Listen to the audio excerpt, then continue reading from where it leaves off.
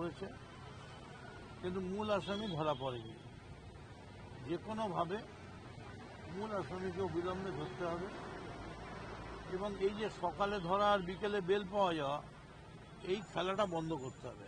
এমন বেল মানে এমন কেস কানেকশন দিতে হবে।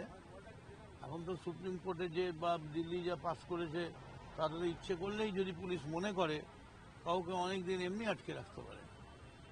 সেটা আমরা রাজনৈতিকভাবে এই বিলকে সমর্থন করি না, কিন্তু যেখানে প্রয়োজন, যেখানে ক্রিমিনালের প্রশ্ন আছে, যারা মানব জীবনে সামাজিক জীবনে অসভ্যতা করছে, তাদের ক্ষেত্রে প্রয়োগ করলে তো মানুষের কোনো অসুবিধা নেই। But it's very unfortunate, very unfortunate. Hamidul একজন অত্যন্ত সিনিয়র লিডার।